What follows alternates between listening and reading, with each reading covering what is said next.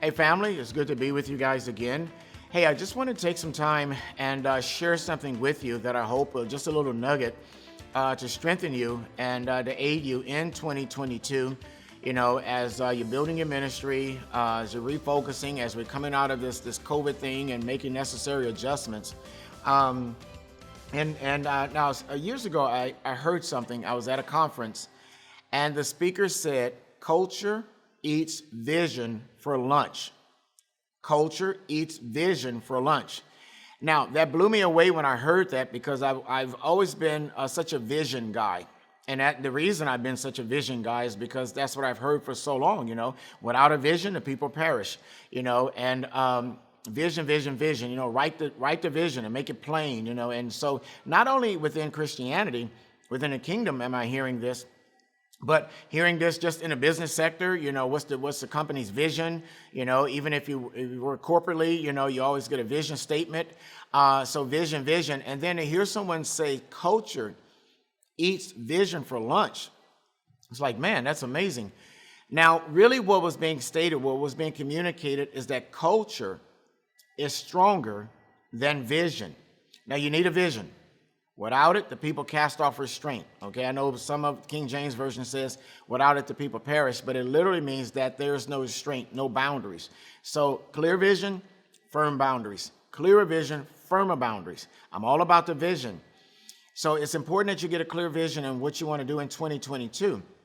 But the thing that can eat that vision or destroy that vision or not allow that vision to come to pass is the culture that you're in. Now, culture is something. It's not something you can touch. It's not tangible. Culture is really your set of beliefs and your behaviors. Now, we behave based on how we believe, and we believe based on what we've been exposed to and what we've been told, and what is considered normal and acceptable, and what is celebrated within the current environment that you live in.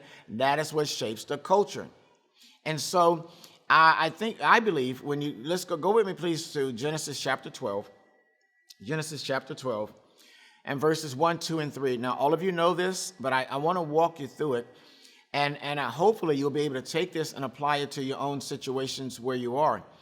Now, one of the things that I do here when I work with the Alpha team, that Alpha team of the ministers here at New Day, here in Corona. And so, we have a vision. But what I tell them is that here's the culture that we're going to create to support the vision that God has placed in my heart. Because I can tell everybody this is what we're going to do and this is where we're going. But if the behavior of the people don't support that, that vision will never come to pass. And the reason people's behavior won't support that is because deep down within them, there is other things that they're so committed to, and that is found within our different cultures. Now, I want all of you to think about when you've gone to another country, and if you haven't had the chance to visit another country, think about what you've seen on television and how you'll look at someone doing something differently than the people like you yourself do or your family does, and you will say, wow, that's strange. Look at the way they do that.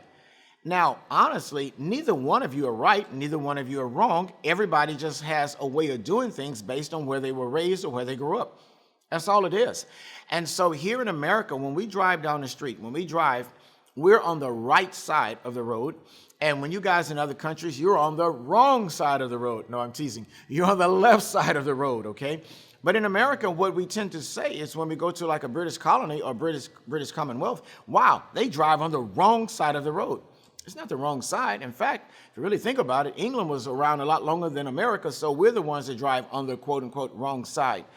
But here's my point about the culture. There in Genesis 12, verse 1, the Lord said to Abram, leave your native country, your relatives, and your father's family, and go to the land that I will show you. Now, God had a vision. He wanted to carve out a people for himself. This was the beginning of the Hebrew people, okay? Started here with Abram before he became Abraham. I know all of you know this, but I need you to look at this closely, okay? Your native country. Why did God have him leave that which he was familiar with? The country that he was in, the land of Ur, as all of you guys know. Modern day Iraq, okay? That's where Ur was. And he had him leave there to come over to what is now modern day Israel. Why was it so important that he leave there? Was it just about the land? Or was it about the vision that I have, and your culture is going to be so strong, it's going to be so strong that it can hinder, the vision that I have for you, Abraham, and for your descendants. And it wasn't just a native country. He said, leave your father's family. The King James Version says, leave your kinfolk. Now, if you think about the house that you grew up in, the family that you grew up in, an extended family, there are attributes and traits that you guys have. Not necessarily good or bad, right or wrong, they're just there.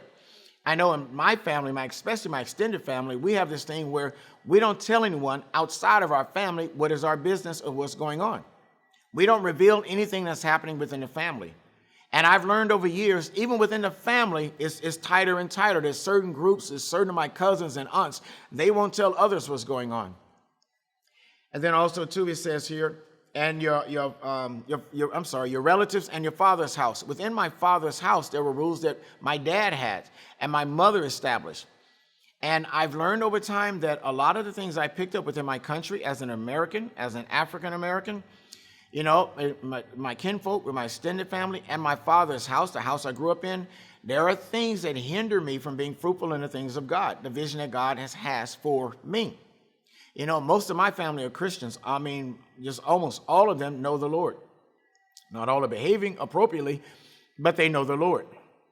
And one of the things is when I started doing international missions, when I started going to other countries, there were actually some people was like, why are you doing that? Why are you going?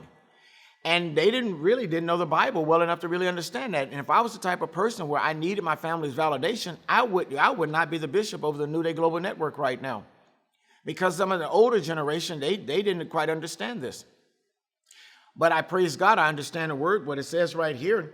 It says leave. And sometimes leaving is difficult. It is difficult. But in order for God to fulfill the purpose that he had for Abraham, he had to get away. Now, look at verse 2. I will make you into a great nation. I will bless you and make you famous, and you will be a blessing to others. Verse 3. I will bless those who bless you and curse those who treat you with contempt. All the families on earth will be blessed through you. That's a big vision. I want you to think about that for a moment. Abraham is the father of the Jewish people. He's also the father of Christians. He's our father in faith. That's what we call him, Father Abraham. But now, in order for him to become Father Abraham, he needed to get away from his country, from his kin, and from his father's house.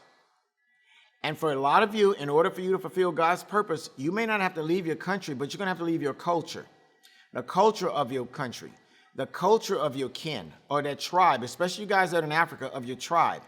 And even more specifically, the things, the habits, the tendencies, the beliefs that you picked up in your father's house. Those need to be left so God can fulfill his purpose in your life. Now, let's think about Abraham for a minute, okay? We know the story. So God said, get away from your family. Well, he took his nephew Lot with him, L-O-T. He took his nephew Lot with him. And when we read over in Genesis 13, we see that Lot was blessed, Abraham was blessed. And so sometimes because we have material blessings or things seem to be going good, we feel like we're in God's will. But Lot needed some more land for his herd and the sheep and goat and oxen and everything that he had. And so they separated, and Lot went his way and Abram stayed there. But I need you to think about something, notice something. When God said, after Lot has separated from Abraham, God said, now lift up your eyes. Now lift up your eyes and see all that I have for you. As long as Lot was in Abraham's life, his vision was being hindered. Who is in your life that you need to release? You need to separate from so that you can see clearly all that God has for you.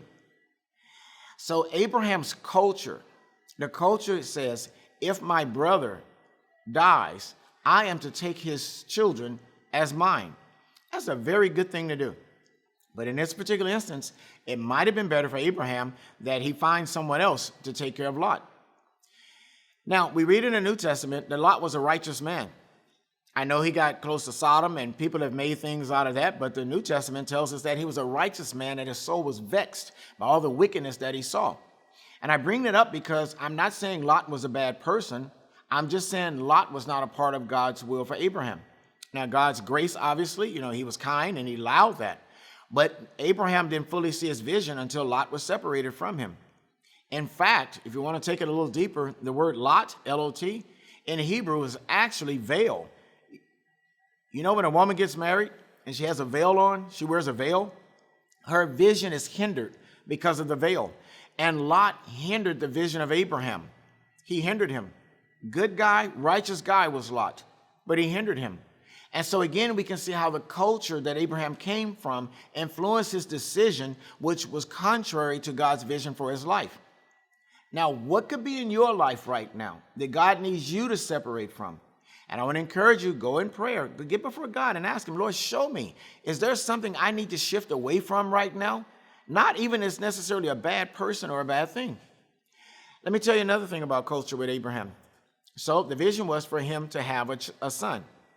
Well, they became impatient. And so what they did, they defaulted to a method that they used back in Ur, where your slave's children became your children. So, hey, Sarah, Abraham's wife, said, hey, let's do what we've done before. Look, let's do what was done before, since I can't have a baby and it's not working. So they ended up taking a slave girl, the Egyptian girl Hagar, and getting her pregnant. And, Ishmael was born. And the result from that. So again, that's a cultural thing that we default to in times of pressure, okay? And we're getting impatient. So one of my prayers for you guys is this, okay? When you're looking at 2022 and as you enter the year, what are the things within your country? What are the things within your extended family from your kin, okay?